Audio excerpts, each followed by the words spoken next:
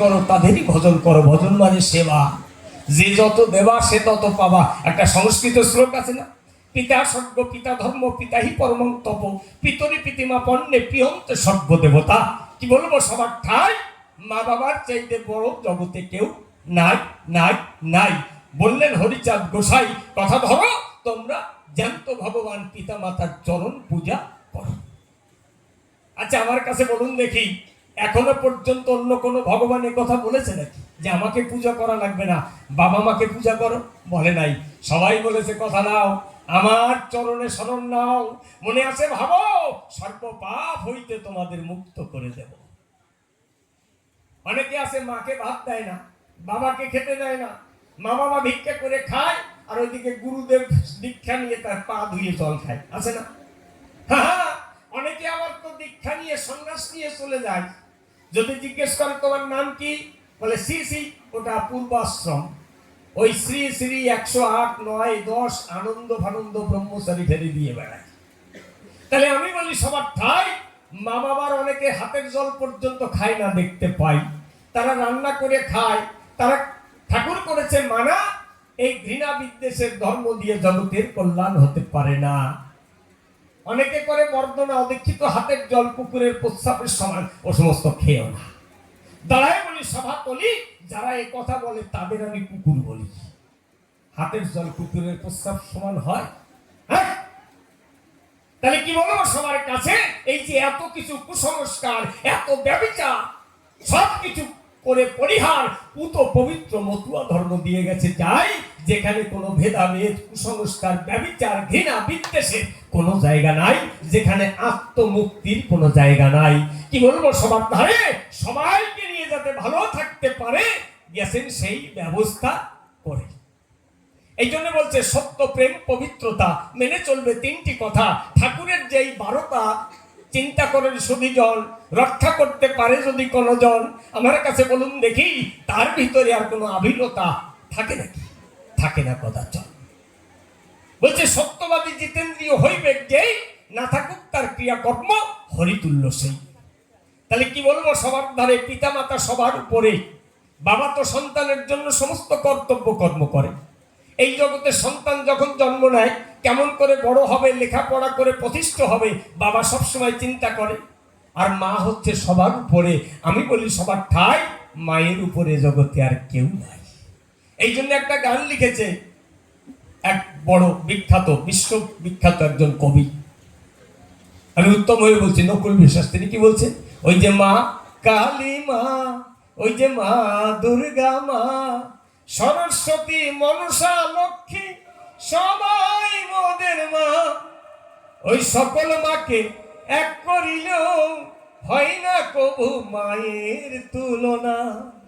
ও আমার মা, মাগো ও আমার মা, 10 মাস 10 দিন ধরে কত কষ্ট করে এই পৃথিবীর আলো বাতাস মা দেখালো আমারে, হয়ে প্রসব ব্যথায় দিশে হারা কত মাঝ যায় মারা, তবু জীবন দিয়ে করে সন্তানের মঙ্গল কামনা।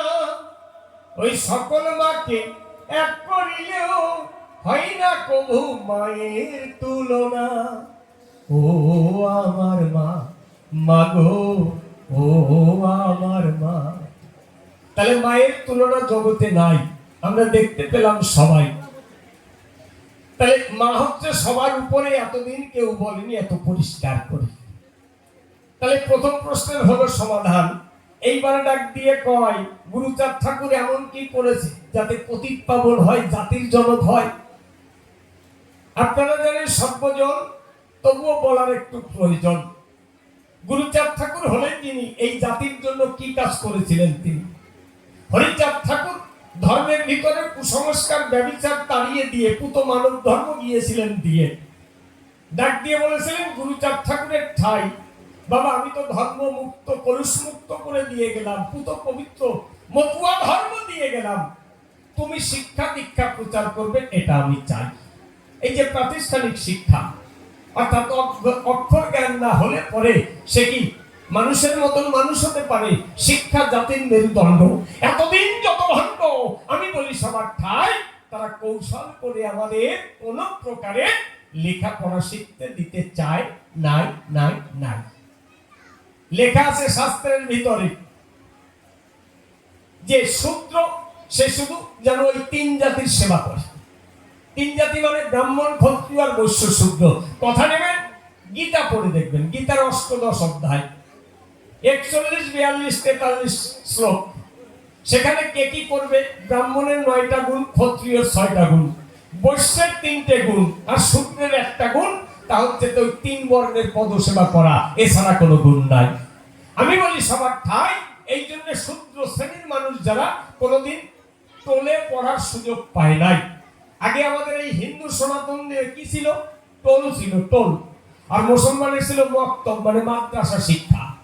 কি বলবো সবার ধারে, আপনারা দেখুন শাস্ত্র পড়ে কোন টোলে কোনদিন কোন শূদ্র বা অস্পৃশ্য তাদের প্রবেশ অধিকার নাই। প্রথমে শুধু ব্রাহ্মণরা শিখত, তারপরে ক্ষত্রিয়রা বললো আমরা দেশটাকে চালাই, আমরা তোমাদের রক্ষা করি, আমরা কি অশিক্ষিত থাকবো? যখন বলেছিল তাদেরকে শিক্ষার অধিকার দিল। বৈশ্য যারা আবার অভিযোগ করলো, তারা তোমরা বেঁচে থাকো আমাদের দ্বারা, আমরা চাষবাস করি, ব্যবসা বাণিজ্য করি, তোমাদের খাওয়াই, আমাদের কেন শিক্ষার অধিকার নাই?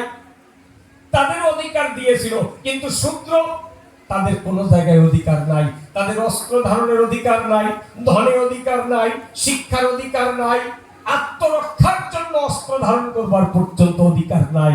কি বলবো সবার কাছে, মনুসংহিতায় লেখা আছে, আর ওই গীতার মধ্যেও কিন্তু একই কথা আছে। কথা নেবে, একমাত্র শূদ্র এই 3 জাতির সেবা করবে।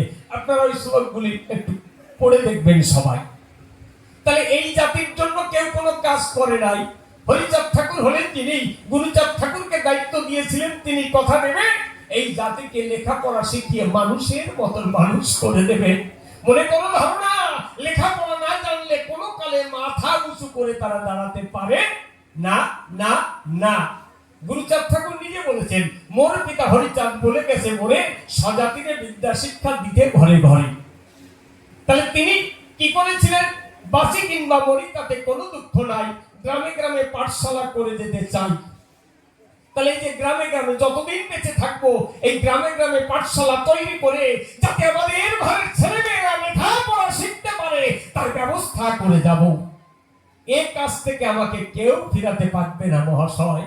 কি বলবো সবার কাছে। তাহলে তিনি লেখাপড়ার জন্য আমাদের জন্য যে কাজ করে গেছে, তিনি কি বলেছেন?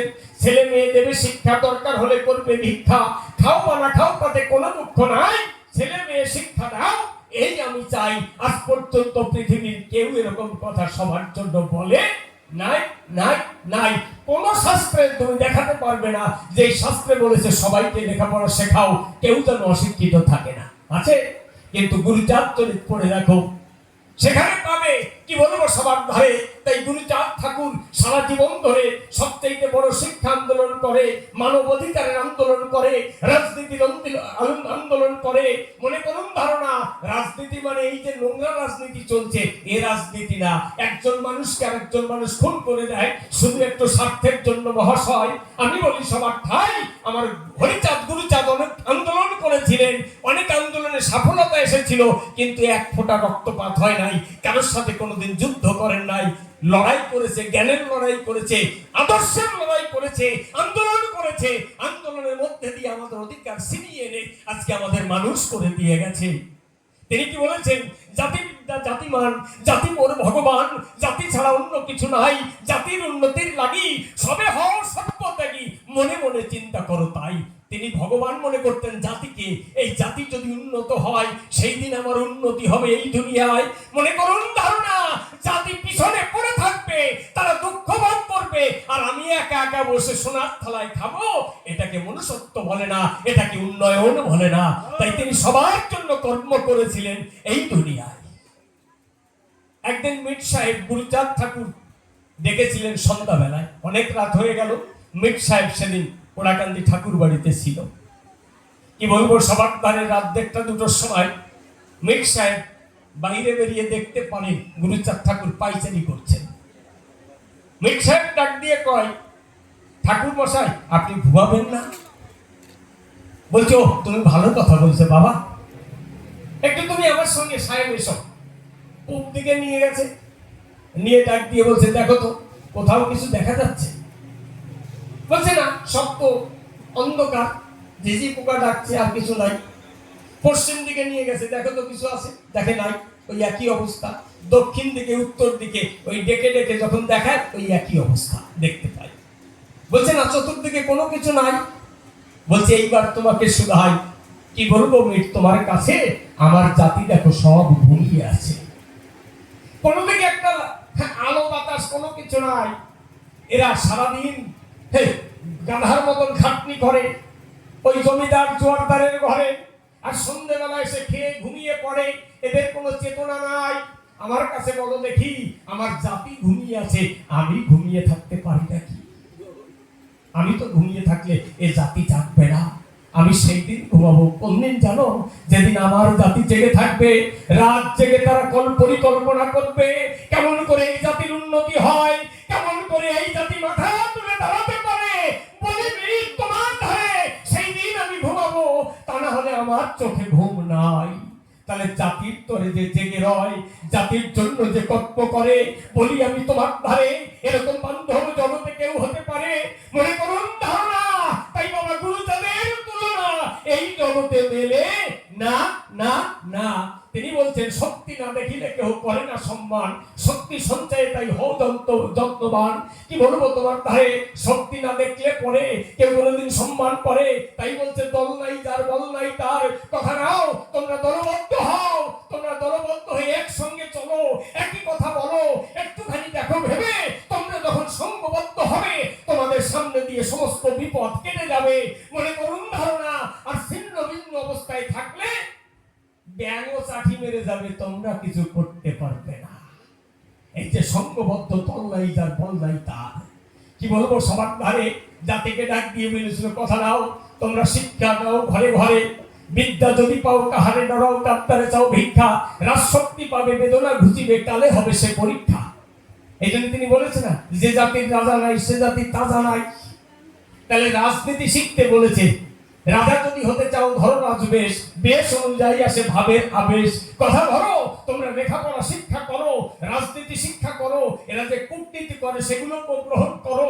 মনে করুন ধারণা, তা না হলে এই জাতির মঙ্গল হবে না। এরা তোমাদের পায়ে ফুটবলের মতন নিয়ে খেলে। দাঁড়িয়ে বলি তোমাদের স্থলে কথা নেবে, তোমরা ফুটবল হবে না, তোমরা সবাই এক একজন খেলোয়াড় হবে। বোঝা যাচ্ছে গুরুচাঁদ ঠাকুর কত বড় জায়গায়, কোন জায়গায় দাঁড়িয়ে এই কথাগুলো বলেছিলেন, এই জাতিকে হাতে ধরে টেনেছিলেন। আমি বলি সবার ঠাই ইতিপূর্বে এই জগতে আমাদের জন্য কেউ এমন নেমে আসে নাই, নাই, নাই। সবাই বলেছে কর্ম করে যাও, ফলের আশা করে না, বলেছে না? তার মানে কি, গাধার মতন খাটো, তোমরা কিছু চেয়েও না, লেখাপড়া চেয়েও না, টাকা পয়সা চেয়েও না, বাড়ি ঘর চেয়েও না। ওরা থুতু দেবে, এটো খাদ্য দেবে, এগুলো খাইয়ে কোনো মতে বাসো, পরের জন্মে স্বর্গে যাবে, মনে স্বর্গে যাবে। আমাদের বলেছে কর্ম করো, ফলের আশা করো না। কিন্তু আমরা যাগযজ্ঞ করে কি বলেন জানো তো? ধনং দেহি, রূপং দেহি, বিদ্যাং দেহি, যশং দেহি। আমাকে যশ দাও, বিদ্যা দাও, অর্থ দাও, রূপ দাও, যৌবন দাও। ওরা গিয়ে দেবতার কাছে চায়, আর আপনারে আমারে শিখায় কর্ম করে যাও, ফলের আশা করো না। সেটা শ্রেষ্ঠ, চাইলেই নিকৃষ্টতা হয়। মানুষ কি চিরদিন পাগল থাকে নাকি? গুরুচাঁদ ঠাকুর হলেন তিনি, আমাদের চোখ খুলে দিয়ে গেছিলেন তিনি। কি বলবো, সবার ঠাই। তবে একটা দুঃখের কথা বলে যাই, আমার গুরুচাঁদ ঠাকুরের আন্দোলনের ফলে শিক্ষা দীক্ষা পেয়ে ভূতলে আজকে অনেকে গেছে ভুলে। মনে করুন ধারণা, বাবা গুরুচাঁদের নামটা পর্যন্ত তারা নিতে চায় না। এরা হচ্ছে এই সমাজের কুলাঙ্গার। আমার কাছে বলুন দেখি, গুরুচাঁদ ঠাকুর না এলে, শিক্ষা আন্দোলন না করলে, আমাদের শিক্ষা না দিলে আজকে একজন লেখাপড়া শিখতে পারতো নাকি? ডাক্তার, ইঞ্জিনিয়ার, উকিল, ব্যারিস্টার, মুক্তার, তারপরে সাহিত্যিক, কবি, কত রকমের দেখতে পাই, এমএলএ, এমপি, মিনিস্টার দেখতে পাই। মনে করুন ধারণা, এরা গুরুচাঁদ ঠাকুরকে ভুলে গেছে, এরা হরিচাঁদ ঠাকুরকে ভুলে গেছে, ভুল পথে চলছে, মানুষের ক্ষতি করছে। এদের মানুষ বলা চলে না। আজকে এই অনুন্নতের ঘরে তারা যদি গুরুচাঁদ ঠাকুরকে স্বীকার না করে, তারা শিক্ষিত হতে পারে? অশিক্ষিত সব জল। আমি বলি সবার ঠাই স্বপন বলা, আজকে কয়টা খাঁটি কথা তোমারে শোনাই, তবে সহ্য করা খুব কঠিন, বাস্তব জিনিস তো। এরা কি বলে না, আচ্ছা অনাদির আদি গোবিন্দ। আচ্ছা আপনারা দেখবেন কৃষ্ণ মন্ত্রে লেখা আছে, ওং ব্রহ্মণ্য দেবায় গো ব্রহ্মণ্যায় হিতায় চ জগদ্ধিতায় কৃষ্ণায় গোবিন্দায় নমঃ নমঃ, আছে না মন্ত্র? তাহলে কৃষ্ণ কিসের জন্য এসেছেন?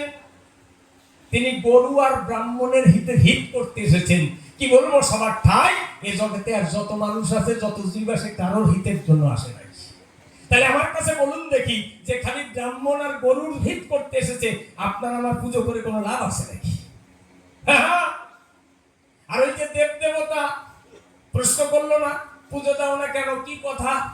আরে বাবা, এই দেব দেবতার পুজো করার অধিকারই তো আমাদের ছিল না। এখনো ভারতবর্ষের অনেক দেবতার মন্দিরে আমাদের সাধারণ মানুষদের ঢুকতে দেওয়া হয় না। মন্দিরের বারান্দায় গেলে পরে অপবিত্র হয়ে যায় একেবারে। আগে কি করা হতো, অস্পৃশ্য শুনলে পরে তাদেরকে সাজা দেওয়া হতো। কি বলবো আপনাদের নিকটে, দেখবেন অথচ কুকুর বিড়াল মরা ইঁদুর খেয়ে, পচা মাছ মাংস খেয়ে তারা ওই মন্দিরের বারান্দায় ওঠে, তারা হাঁটে, তাতে মন্দির মানে অপবিত্র হয় না। কিন্তু অস্পৃশ্যরা যদি মন্দিরের আঙ্গিনায় যায়, তাহলে মন্দির অপবিত্র হয়। কই কোনো দেবতাতে কোনোদিন বলে নাই, এই ওরাও আমার সন্তান, ওদেরকে অত্যাচার করিস কেন, ওদেরকে অপবিত্র বলিস কেন? তা তো বলে নাই। আমার কাছে বলো দেখি, তাহলে এই যে মানুষ নিয়ম করেছে, হাজার হাজার বছর ধরে অত্যাচার করেছে, এর বিরুদ্ধে কেউ একটাও কথা বলেছিল নাকি? হরিচাঁদ গুরুচাঁদ বলেছে, তাই যেখানে তোমাদের ভালোবাসে না সেখানে যাওয়ার দরকার নেই। কি, যার বাড়িতে গেলে তার আপনাকে চোখে দেখতে পারে না, তার বাড়ি গিয়ে যন্ত্রণার কারণ হবেন নাকি? কেন? তাহলে যেখানে আমার অধিকার নাই সেখানে আমি যাবো কিসের জন্য, এটা জানতে চাই। যদি আমাদের মানুষ মনে করতো, আমাদের ভালোবাসতো, আমাদের দুঃখের পাশে এসে দাঁড়াতো, তাহলে নিশ্চয়ই যেতাম। কই, হরিচাঁদ গুরুচাঁদ আসার আগে আমাদের তো কেউ হাতে ধরে ভালোবাসে নাই, আমাদের জন্য কেউ কোনো কর্মই করে নাই। আমার কাছে বলো দেখি, তাদের পুজো পাঠ করে আমাদের লাভটা কি? ওতে অর্থ নষ্ট হয়, সময় নষ্ট হয়। আমাদের মধ্যে অনেকে বলে পূর্বপুরুষ থেকে করে এসছে। কবে পূর্বপুরুষ? কয়দিন আগে আপনার অধিকার জন্মেছে? হ্যাঁ, আগে তো মঠ মন্দিরে আমাদের ঢুকতেই দিত না, তাহলে আমার তো অধিকার ছিল না। কি বলবো সবার কাছে, এই বৈষ্ণব ভাবাদর্শের মধ্যে দিয়ে আমাদের মধ্যে এগুলো প্রবেশ করেছে। একটা সত্যি কথা বলে যাই, চৈতন্য মহাপ্রভু যখন এসেছিলেন, এসে দেখতে পেলেন ব্রাহ্মণ্যবাদের এত কঠিন নিয়ম, মন্দিরের দরজা সবার জন্য খোলা নয়। এমনকি গঙ্গার ঘাটে, যে ঘাট থেকে ব্রাহ্মণরা স্নান করে ওঠে, সেই ঘাটে চন্ডালরা যদি নামে, তার যজ্ঞ করে সেই ঘাট পরিশুদ্ধ করে দিতে হয়। মনে করুন ধারণা, একজন ব্রাহ্মণ ঠাকুর এইখানে দাঁড়াইয়ে থাকবে, তার 10 হাত দূর দিয়ে কোনো ওদের ভাষায় নিচু জাত অর্থাৎ অস্পৃশ্যরা গেলে সে অপবিত্র হয়ে যাবে। এই জন্যে দলে দলে তারা ধর্ম পাল্টাচ্ছিল। আবার কিছু লোককে তারা জল মেরে দিত, শুয়ে দিত, কাউকে অত্যাচার করেনি সেটা সামান্য। যেটা বলা হয় সব মুসলমানরা অত্যাচার করে মুসলমান বানিয়ে ফেলেছে, এটা ঠিক না। এ অর্ধসত্য না, 90% মিথ্যে কথা। কিছু অত্যাচার করেনি তা না, করেছে, কিন্তু বেশিরভাগ মানুষ এই ব্রাহ্মণ্যবাদীদের, এই মনুবাদীদের অত্যাচারে তারা এই ধর্ম ছেড়ে চলে গেছে। যে ধর্মে থেকে আমাকে অত্যাচার করবে, অপবিত্র বলবে, আমাকে অস্পৃশ্য বানাবে, আমি ছুঁয়ে দিলে দাঁত চলে যাবে, ওদিকে আমি যখন মাছ ধরে নিয়ে যাব, গঙ্গা জল ছিটাইয়ে মাছ খেতে পারবে, কারণ ওরা তো মাছ ধরতে পারে না। খেজুর গাছ আমাদের লোকটা গুড় বানাবে, নিয়ে যাবে, ওইখানে রাখতে, ওখানে রাখ, গঙ্গায় জল দিয়ে ছিটা দেবে, গুড় পবিত্র হয়ে যাবে। আপনি টাকা দেবেন, পবিত্র হয়ে যাবে। আপনি চাল বানাবেন, কারণ কৃষকাজ তো আমাদের লোকেরা করত, সেগুলো নেবে, গঙ্গা জল ছিটালে পবিত্র হয়ে যাবে। কিন্তু মনে করুন ধারণা, আপনি তৈরি করে দিলেন, সেগুলো পবিত্র হলো, কিন্তু আপনি আমি জীবনে পবিত্র হব না। এটা মানবতা, এটা ধর্ম। কি বলবো সবার কাছে, সেখান থেকে মানুষ ঘৃণায়, বিদ্বেষে, অত্যাচারে নিষ্পেষিত হয়ে, লাঞ্ছিত হয়ে, বঞ্চিত হয়ে তারা অন্য ধর্ম গ্রহণ করেছে। চৈতন্য মহাপ্রভু দেখলেন তাই, এতে তো ধর্ম বাঁচানোর কায়দা নাই। কিন্তু বর্ণবাদী যারা, মনোবাদী যারা ওনার কথা মানবে না তারা। এই জন্য মহাপ্রভু বললেন, দেখো মন্দিরে ভগবান থাকে না, কি বলবো তোমাদের, বরাবরই ভগবান সর্বত্র গমন করে। এসো আমরা রাস্তায় রাস্তায় ভগবানের নাম করি।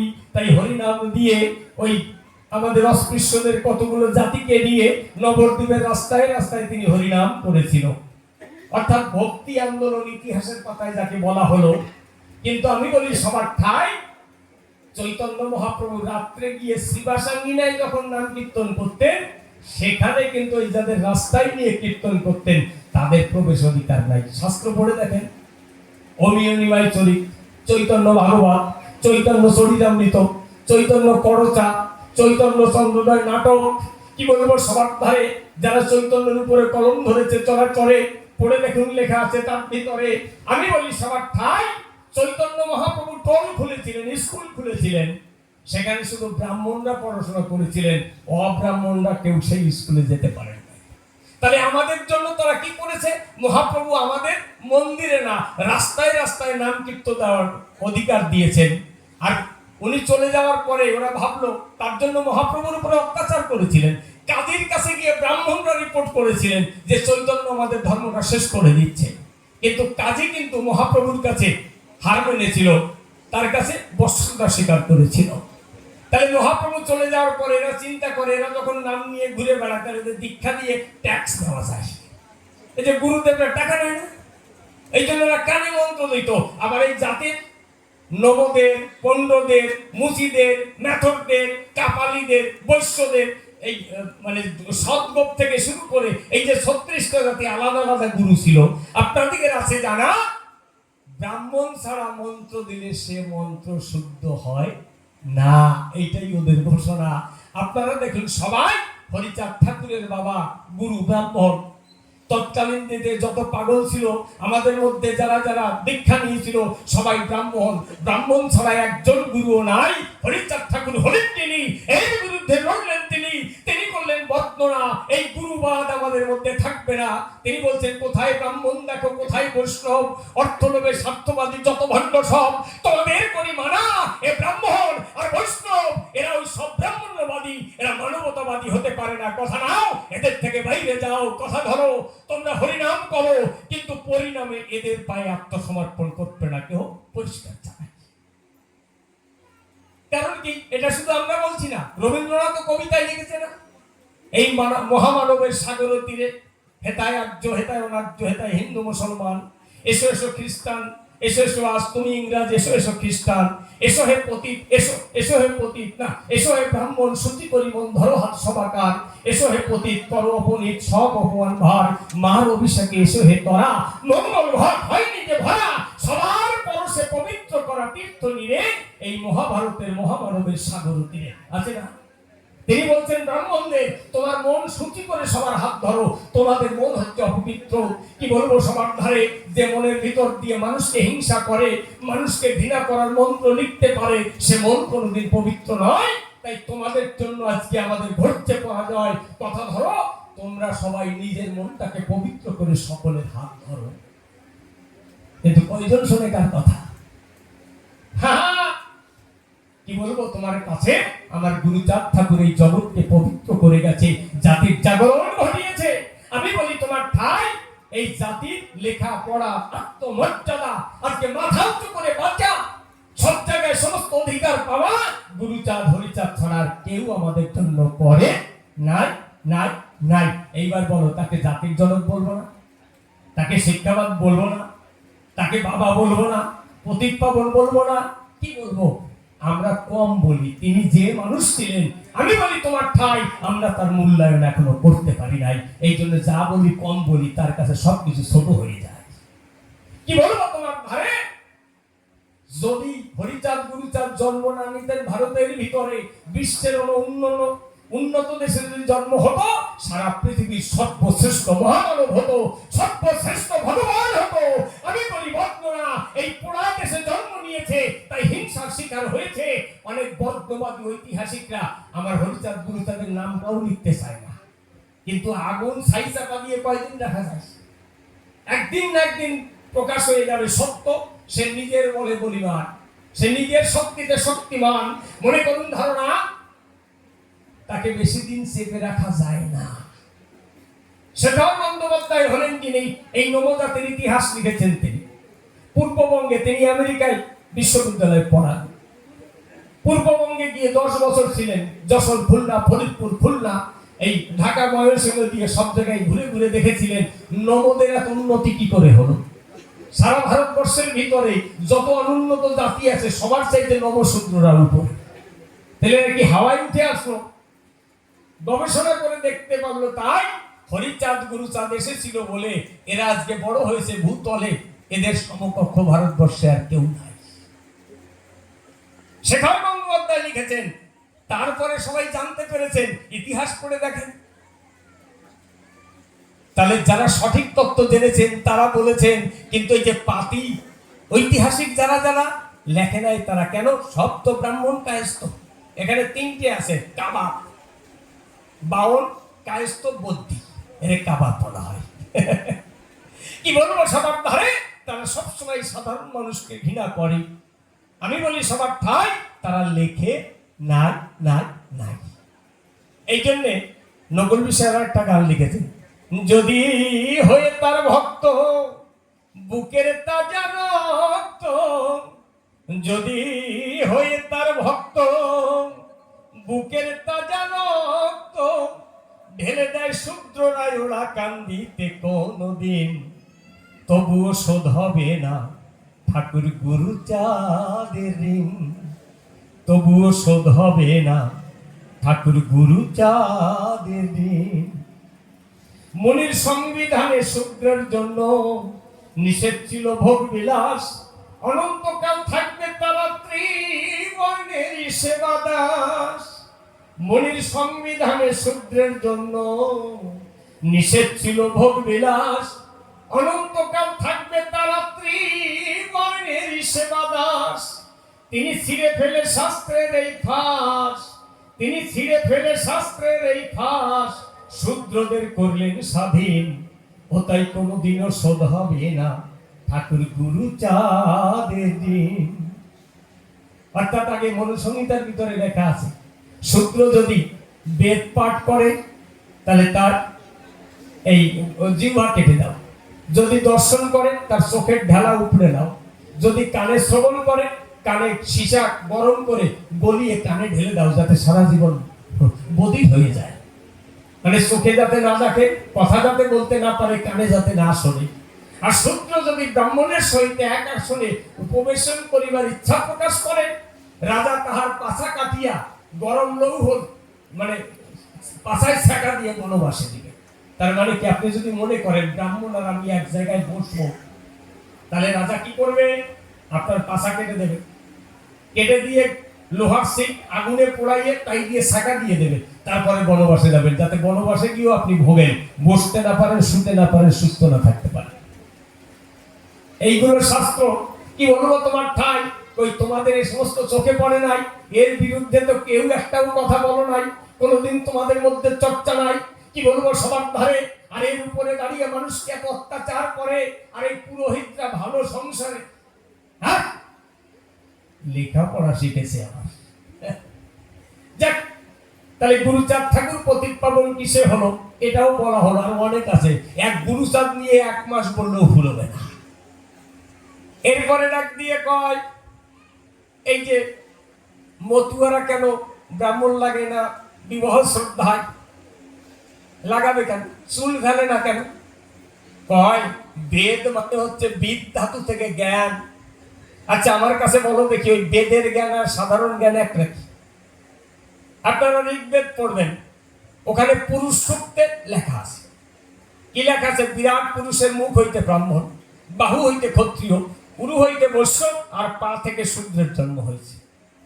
এই জন্য শূদ্র হচ্ছে অপবিত্র। কি বলবো সবার ঠাই, এই শূদ্রের কোনো জায়গায় কোনো অধিকার নাই। তাহলে যে বেদ থেকে বিভেদ শুরু হয়েছে, সেই বেদ কি জ্ঞান দেয়? মানুষকে যেখানে অপমান করা হয়, এক জায়গায় বলা হচ্ছে সবার উপরে মানুষ সত্য, তাহার উপরে নাই, সেখানে তো ব্রাহ্মণ মানুষ, ক্ষত্রিয় মানুষ, বৈশ্য মানুষ বলা হয় নাই। তাহলে যেখানে মানুষকে সর্বশ্রেষ্ঠ বলা হয়েছে, সেখানে আবার বলে দিচ্ছে হাত পা মুখ বুক দিয়ে কোনোদিন বাচ্চা জন্মায়? হ্যাঁ, আমার কাছে বলো দেখি, এত অসংলগ্ন কথা, এত বড় ঘৃণার কথা, এইগুলো মানতার কারণটা কি? এই জ্ঞান মেনে নিতে বলো।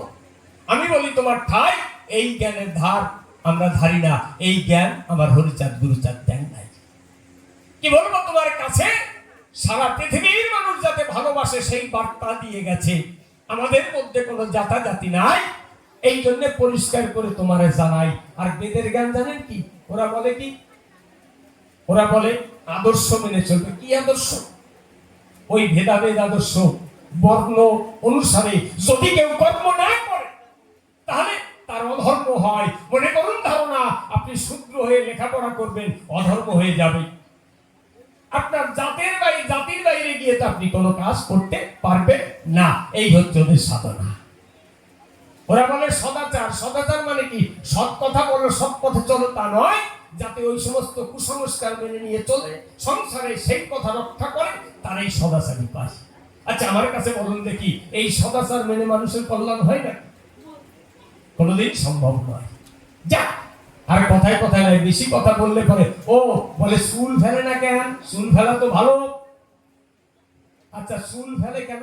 ও তো অপমান করা, তাই? দেখবেন মানুষ যখন কোনো ঘৃণ্য কাজ করে, সবচাইতে ঘৃণ্য কাজ করে, তখন তার চুল ফেলে আলকাতরা দিয়ে দেয়, তাই না? তাই তো? তা আমার মা বাবা মরে গিয়ে এমন কি খারাপ কাজ করেছে যে আমার চুল ফেলতে হবে? খালি এই মাথার চুল কয়টা দোষ করেছে, আর কোনো জায়গায় চুল দোষ করে না। হ্যাঁ, কি বলেন আপনারা? মায়েরা তো চুল ফেলে না। আমার লেখা আছে, যদি খুব সুন্দর দর্শনীয় কেশ হয় তাহলে ফেলা লাগবে না, যদি ডবল দক্ষিণা বা পুরোহিতকে দেওয়া যায় তাহলে চুল রাখতে পারবে। আবার আমরা জানতাম না 1 বছর কালো ঔষধ থাকে, বিয়ে শাদী করা যায় না। এখন বাউনরা ডবল দক্ষিণা দিলে ওই 1 বছর আর পালা লাগবে না, সে কাজ করে দিয়ে যায়। আমার সঙ্গে আছে এই যে আমাদের যে ভাই আমাদের গাড়ি চালাই নিয়ে যায়, ওই ভাইয়ের বাবা মারা গেছে বছর 3-4 আগে। আমরা বাংলাদেশে ছিলাম, এসে শুনতে পেলাম, তারপরে কাজ করেছে। এবার আমি বললাম ভাই বিয়ে তো করতে হবে, 1 বছর অপেক্ষা করতে হবে। কয় না, ব্রাহ্মণকে টাকা দিয়েছি, ওই 1 বছরের কাজ 100 করে দিয়ে চলে গেছে। ডাকেন এই যে আছে আমাদের সঙ্গে, আমি মিথ্যে বলতেছি কিনা? তাহলে পয়সা দিলে সব হয়ে যায়। তাহলে আমার কাছে বলুন দেখি, চালাকি ছাড়া আর কিছু নেই, মানুষকে বোকা বানানো ছাড়া আর কোনো কিছু নয়। যাক এইবার একবার গান গাই। তবে শোনো, এই যে কথাগুলি তোমার কাছে ধরলাম তলি, উল্টো পাল্টা বলো না কখনো, তো দাঁত ঠাত দিয়ে খাইও। কিরকম জানেন? নিজের দাঁত দিয়ে খাওয়া। এক ভদ্রলোক চাকরি করতো, রিটায়ার করেছে, এইবার ভাবছে একটুখানি দার্জিলিং বেড়াতে চাই। রাত 10টা 15 শিয়ালদায় গিয়ে দার্জিলিং মেলে উঠেছে, যখন বর্ধমান চলে গেছে রাত 12টা পার হয়ে গেছে। এইবার ভাবছে একটু রাতের খাবারটা খাই। টিফিন বক্সটা বার করে খাবারটাকে দেখে নাক দিয়ে একটু শুকে খাচ্ছে না, আবার দিচ্ছে বন্ধ করে দেখে। ওই একই কাজ বারে বারে করে। এইবার একটা ইয়াং ছেলের সামনে বসেছিল, সে যখন দেখতে পেল, ওই দাদুর কাছে জিজ্ঞাসা করে, দাদু আপনি শুধু শুধু টিফিন বক্সটাকে খোলেন, খাবারটাকে দেখেন, খান না, নাক দিয়ে শোকেন করে, আবার কেন বন্ধ করে রাখেন? ওই ভদ্রলোক বলে, ভাই আমার গালে তো দাঁত একটাও নাই, আর বাঁধানো দাঁতের পাটি আনতে মনে নাই। কি বলবো তোমার কাছে? তোমার দিদা খাসির মাংস আর পরোটা বানাই দিছে। আমার কাছে বলো দেখি, দাঁত না থাকলে কোনো কালে খাসির মাংস খাওয়া যায় নাকি? ওই জন্য বারে বারে খুলতেছি আর একটু দেখতেছি আর নাক দিয়ে শুকতেছি। ওই ঘ্রাণ শুকতে শুকতে যাতে এনজিপি পর্যন্ত যাওয়া হয়, ওই যে ঘ্রাণের অর্ধভোজন বলা হয়। ওই ডাক দিয়ে বলে বুড়ো দাদুর কাছে, দাদু চিন্তা করবো না, কিছু ব্যবস্থা মনে হয় আমার আছে। ওর ব্যাগের থেকে এইরকম একটা কৌটো প্লাস্টিকের বার করেছে, দেখে ওর মধ্যে 14-15 জোড়া দাঁতের পাটি আছে, তাই না? এর মধ্যে যেটা সেটিং হয় সেইটা দিয়ে কাজ চালায়। এখন 14-15 জোড়া দাঁতের পাটি, 1 জোড়া খাঁটি খাঁটি সেটিং হয়ে গেছে। এখন ওই দাঁত গালে দিয়ে হেসে পড়েছে, যা ওইটা দিয়ে কাজ চালায়। এখন ওই দাঁত দিয়ে খাসির মাংসের হাড়গুলো ভালো করে চিবিয়ে খেয়ে ব্রাশ দিয়ে পরিষ্কার করে ধুয়ে ওই ছেলেটার কাছে গিয়ে বলছে, ভাই তুমি কি দাঁতের ডাক্তার, ডেন্টিস্ট? এই ধরো তোমার দাঁত ধরো। ও করে বললো না, দাদু ও দাঁত আমার লাগবে না, আপনি রেখে দেন। না না না, এত টাকা দামের জিনিস আমি এমনি নেবে, ধরো তো। তাই না, আপনি রেখে দেন। তাই না, 14-15 হাজার টাকা দাঁতের দাম, আমি এমনি এমনি নেবো, ধরো ধরো। তাই না না, ও দাঁত আমার কেনা না। কয় দাঁত কেনা না তার মানে? ভাই আমি তো ডোম মরা পড়াই, রেগুলার এরকম 14-15 জোড়া পাই, এইটা হচ্ছে তাই।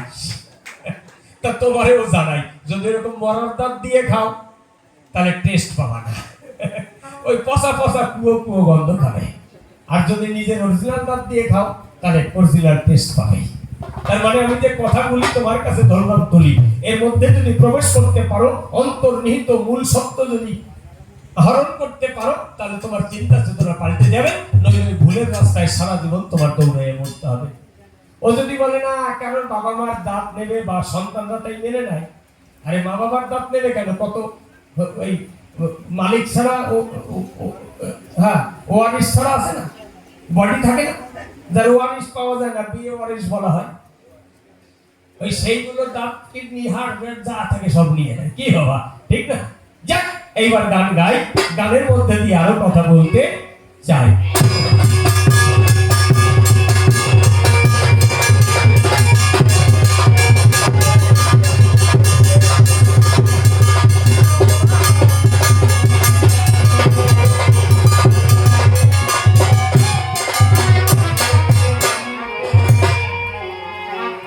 এই গানখানি পাগল বিজয় সরকারের, আপনারা শুনলে বুঝতে পারবেন। হ্যাঁ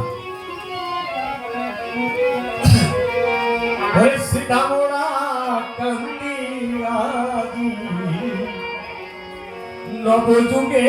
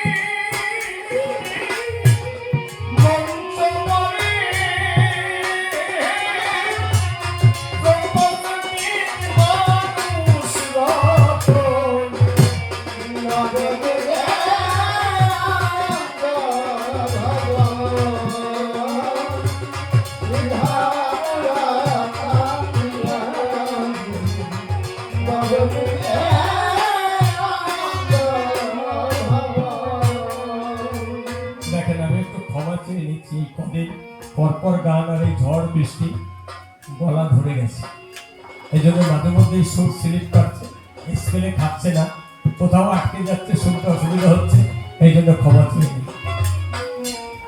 আর রাম হরি নারায়ণ হরি কৃষ্ণ হরি হরি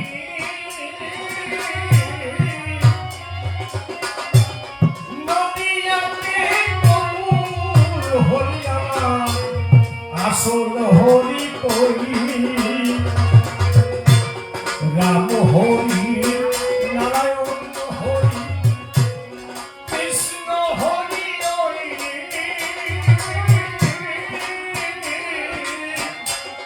নদিয়াতে গৌর হরি আসল হরি করি, নীলে সকল হরি এই হরিতে আসিলেন গোপাল হরিতে।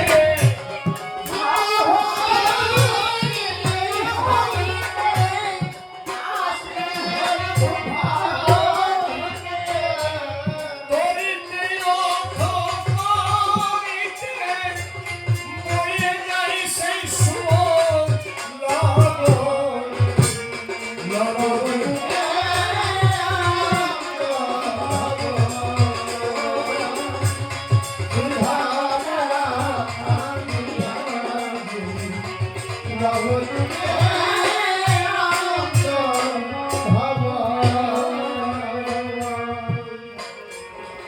পাগল বিজয় সরকার বলছে রাম হরি নারায়ণ হরি কৃষ্ণ হরি হরি আমার নদী আপনি গৌর হরি আসল হরি। তার মানে সকলের ভগবান হয়ে এরা কেউ জমিতে আসে।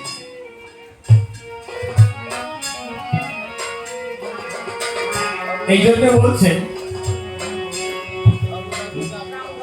ব্রাহ্মণ ক্ষত্রিয় বৈশ্যগৃহে ঈশ্বর উপস্থিত,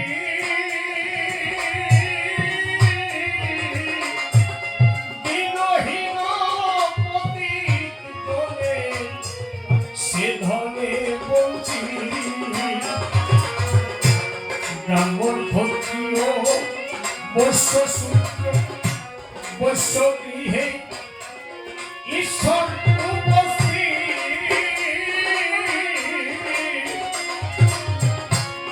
দিনহীন গৃহে সে ধনে বঞ্চিত।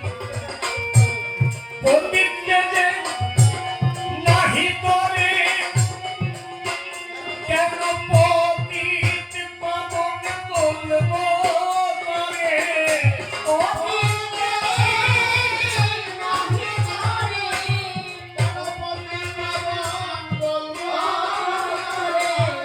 বাবা সবার প্রাণের তরে শ্রীহরিচাঁদ পতিত পাবন নবযুগে।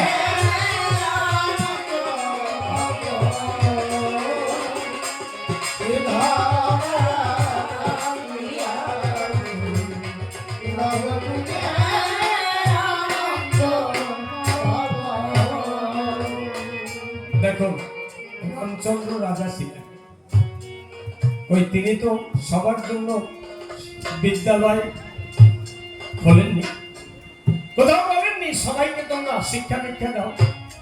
কৃষ্ণচন্দ্র তিনিও রাজা ছিলেন, গুরুগৃহে গিয়ে নিজে শিক্ষা লাভ করেছিলেন, কিন্তু কারোর জন্য বিদ্যা শিক্ষার ব্যবস্থা করেন। চৈতন্য মহাপ্রভু নিজে পণ্ডিত হয়েছিলেন, তিনি নিজে টোল খুলেছিলেন, কিন্তু সেখানে ব্রাহ্মণ ছাড়া আর কাউকে লেখাপড়া শেখায়নি। তাহলে তারা সবার জন্য এসেছিলেন, সবার কাজ করেছিলেন বলা যায়। আর হরিচাঁদ ঠাকুর সবাইকে সমানভাবে মান দিয়েছিলেন এবং গুরুচাঁদ ঠাকুরকে দিয়ে শিক্ষার ব্যবস্থা করেছিলেন।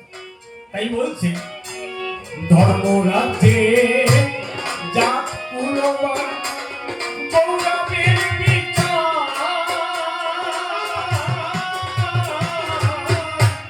ঘুচাইয়ে দিলেন ঠাকুর অন্ধ সংস্কার। ধর্মরাজ্যে জাত কুলবান গৌরবের বিচার, ঘুচাইয়ে দিলেন ঠাকুর অন্ধ সংস্কার। জাতি ধর্ম নির্বিশেষে শ্রীনামে শ্রীধামে এসে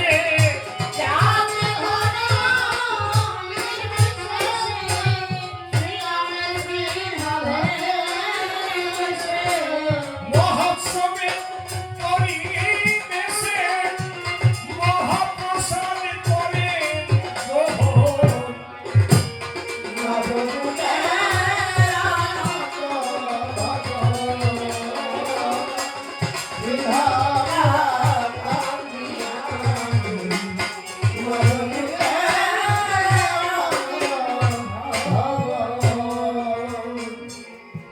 পাগল বিজয় বলে এসো সবে এই বিশুদ্ধ মতে,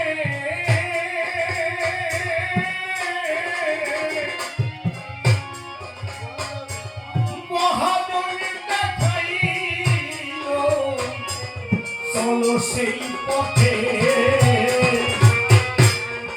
পাগল বিজয় বলছে, তোমরা সবাই এসো এই বিশুদ্ধ পথে।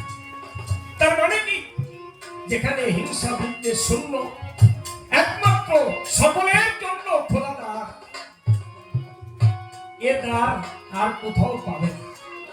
এই বিশুদ্ধ মতে এসো, কোন ভেদভাব যেখানে আছে তার মধ্যে কেউ যেও না। তাই বলছে পাগল বিজয় বলে এসো সবে এই বিশুদ্ধ মতে,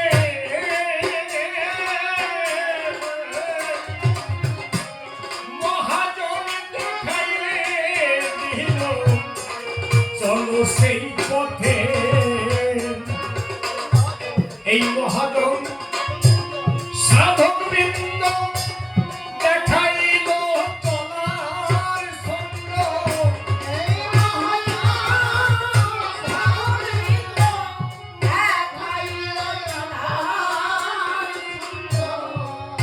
এই মহাজন সাধক বৃন্দ দেখাইল চলার ছন্দ। গোলক কারক মহানন্দ মৃত্যুঞ্জয় হরি রাম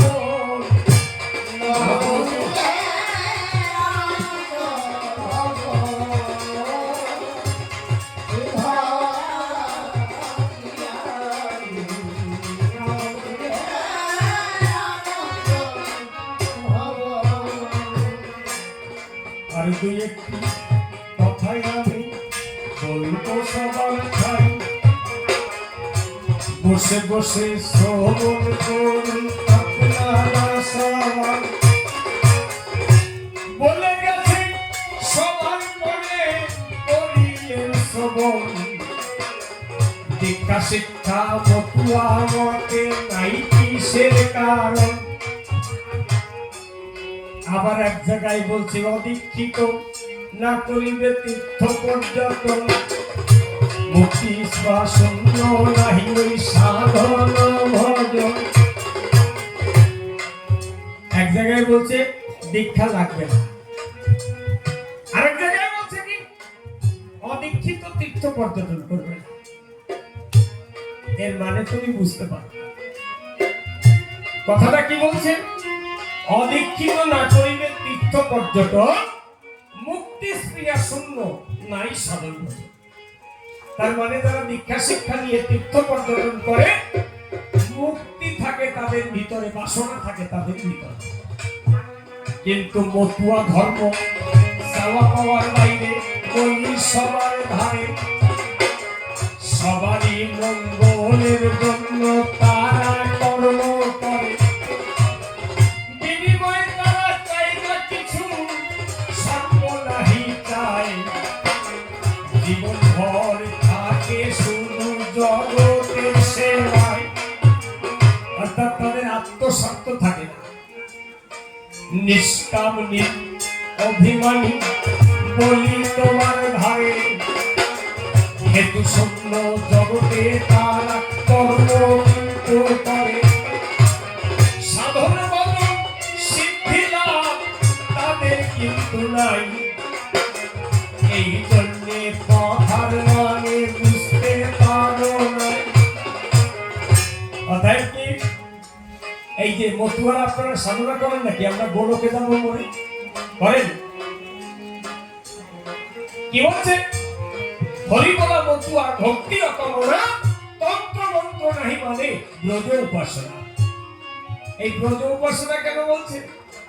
ব্রজবাসী যারা যারা বলি সবার ঠাই, স্বর্গের লোভে কৃষ্ণকে তারা ভালোবাসে নাই।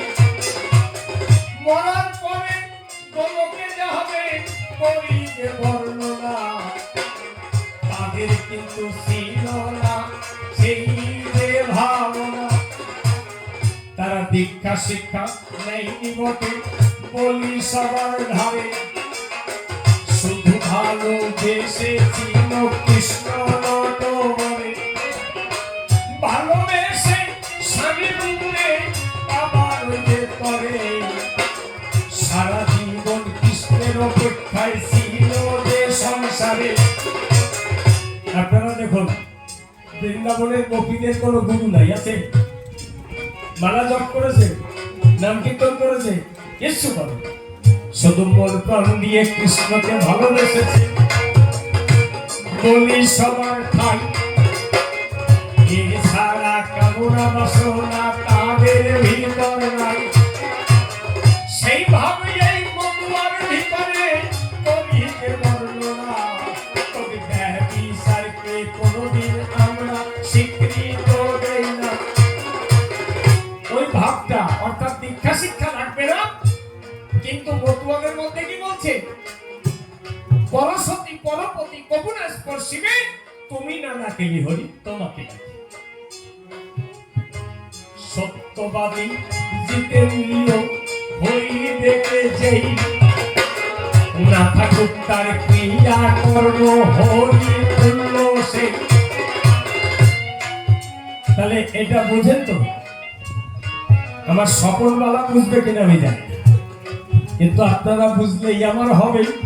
বলি সবার ঠাই আমি একটা সত্যি কথা বলি, আপনারা দেখবেন ভারতবর্ষের কোন রাজার ছেলে গরু চড়িয়ে খেয়েছে ছোটবেলায়? কোন রাজা জমিদারের ছেলেরা গরু চড়ায়? কিন্তু কৃষ্ণ ছোটবেলায় গরু চড়াতো কেন? রাজার ছেলে, কিন্তু ওনার বাবা গোয়ালা ঘোষ। নিচু জাতি এই জগতে বলি সবার পরে, ওই জন্যে গরু চড়ায় কৃষ্ণ নরে। বৃন্দাবনে যারা গোপ গোপী, ওরা হচ্ছে ঘোষ, গোয়ালা ঘোষ, শূদ্র। ওদের বিদ্যা শিক্ষার অধিকার নাই। ওই জন্য কৃষ্ণ যে কয়দিন বৃন্দাবনে ছিল লেখাপড়া শিখতে পারে না। যখন মথুরাতে গিয়েছিল কংসকে বধ করে, তাহার পরে গিয়েছিল সেই ঘরে। শান্তিপনি মুনির আশ্রমে করল শিক্ষা যে গ্রহণ, এ কথা তো জানেন আপনারা যত শুনিল। তাহলে এটা তো জানেন যে শান্তিপনি মুনির আশ্রমে কেন সেখানে জায়গা পেল? কারণ বসুদেব ক্ষত্রিয় রাজা, তিনি বলেছিল ও কৃষ্ণ নন্দ ঘোষের ছেলে না, ওটা আমার ছেলে। আমি রাতের অন্ধকারে রেখে এসেছি, বলি তোমাদের খাই ক্ষত্রিয় সন্তান কৃষ্ণ লেখাপড়া শিক্ষা আছে। দেখবেন এই যে কৃষ্ণ বৃন্দাবন ছেড়ে চলে গেছে, শান্তিপনি মুনির আশ্রমে লেখাপড়া শিখেছে। ওই যে বলছিলাম কৃষ্ণ ব্রাহ্মণীকে তিনি ভৃগুর পদচিহ্ন বক্ষে করেছে, ধরবে না। ব্রাহ্মণের পা যদি বুকে না ধরতো উনি তো ভগবান হতো না। ওই ভগবানের পা ধরে ওই যে হয়েছে ভগবান, ব্রাহ্মণের পা না ধরলে হতো রতিবান। ব্রাহ্মণকে যদি জায়গা না দিত, তাদের যদি শ্রেষ্ঠত্ব স্বীকার না করত, তাহলে কৃষ্ণ ভগবান হতো না। আরো উদাহরণ কোথায় দেখবেন, যুধিষ্ঠির যখন রাজসৌযজ্ঞ করছে, সেখানে সমস্ত দায়িত্ব বন্টন করে সবাইকে দিয়ে, তুমি এটা করবা, তুমি এটা করবা, তুমি এটা করবা, তুমি এটা করবা। শেষে গিয়ে যুধিষ্ঠিরকে বলছে, দাদা একটা কাজ বাকি আছে, এই কাজটা কিন্তু আমি করবো। কয় কি? বলছে তুমি না করতে পারবে না। বলছে বলো। বলছে যত অতিথিরা আসবে মুনি ঋষি, তাদের আমি চরণ ধৌত করবো নিজের হাতে। ওই যে লক্ষ লক্ষ মুনি ঋষি সেই যজ্ঞেতে আসিল, কৃষ্ণ তাদের চরণ ধোয়াইয়ে মোসাইয়ে দিল। সবাই তখন ধন্য ধন্য কৃষ্ণকে যে করে, সেদিন থেকে প্রিয় হলো কৃষ্ণ নাটক। তার আগে মুনি ঋষিরা পছন্দ করতেন, সেই দেখলো না তো আমাদের অনুগত, আমাদের পদধৌত করে আমাদের পা মুছিয়ে দিচ্ছে, তাহলে একে শ্রেষ্ঠ বানাতে হবে, মিথ্যে কথা নয়। সেদিন থেকে ভগবান লিখলো শাস্ত্রের পাতায়, ব্রাহ্মণের চরণ বন্দনা না করলে কবি যে বর্ণনা, গোয়ালার ছেলে ভগবানে কোনদিন হতেই পারত না। রামচন্দ্র সেই ব্যাপার বলি তোমার কাছে, ওই সম্মুখ সূত্রের গলা তিনি কাটিয়া দিয়েছে। ব্রাহ্মণেরই মানে রেখেছে বলি সবার ঠাই, মহাপ্রভু নিজে ব্রাহ্মণ অন্য কিছু নাই। সবাই ব্রাহ্মণ বাদে ওই যে টিকায়ে রাখিল, আমার পরিচাঁদ দেশে মানব ধর্ম প্রবর্তিত।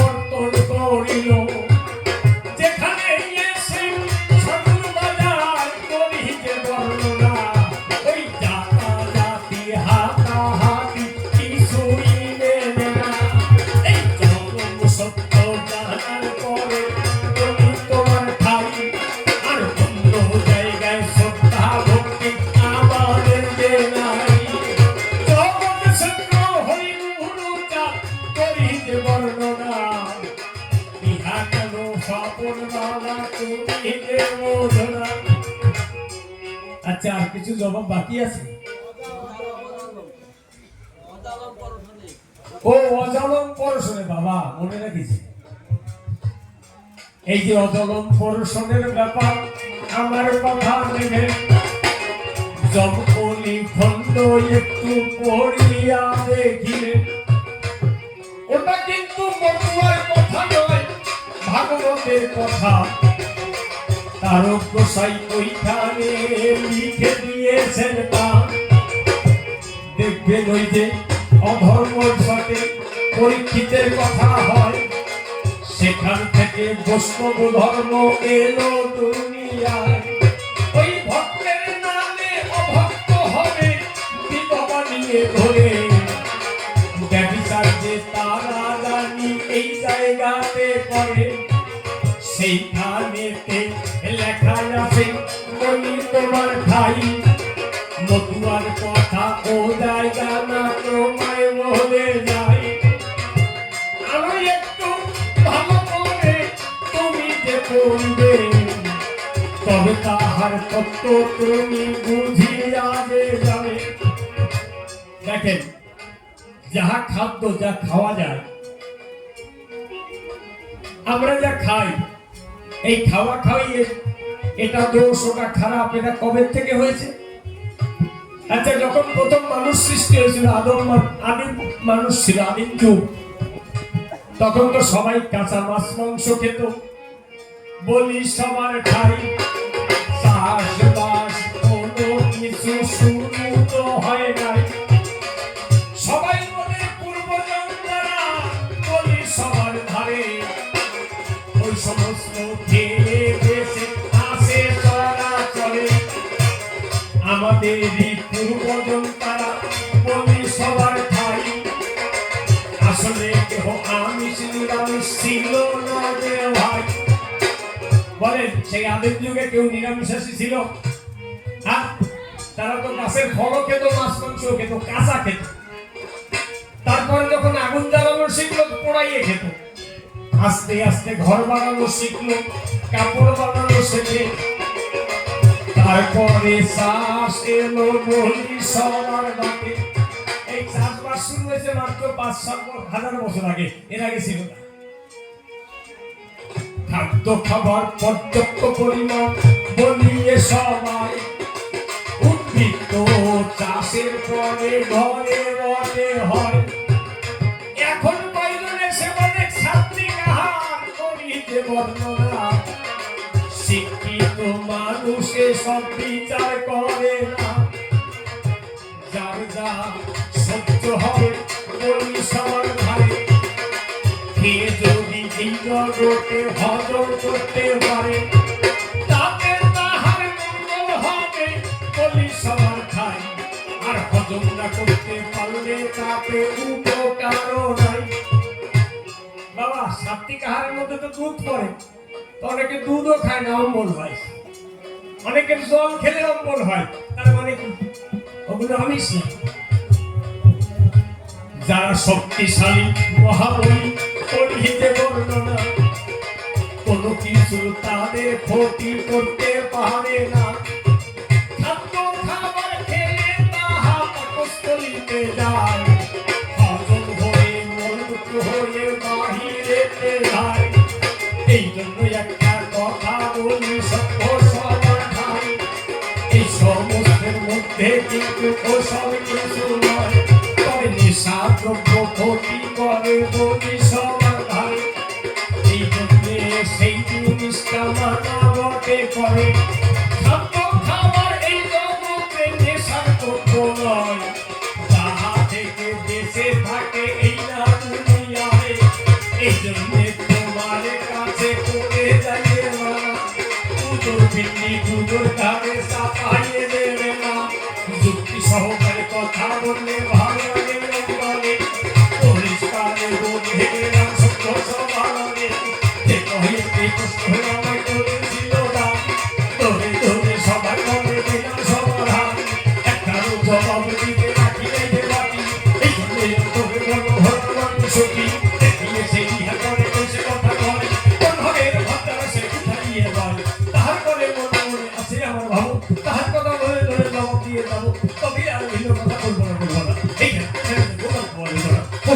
কথা বলতে গেলে পরে হয়তো বা দোষী হয়ে যেতে পারে। এই দিকে আছে তোমার পিতাকে সমার্থন যেতে পারে প্রতি এই বিষয়ে আছে তোমার গুরুজন সমার্থন পরিবহন এইখানে আমার মতন নাম সংগ্রহ করি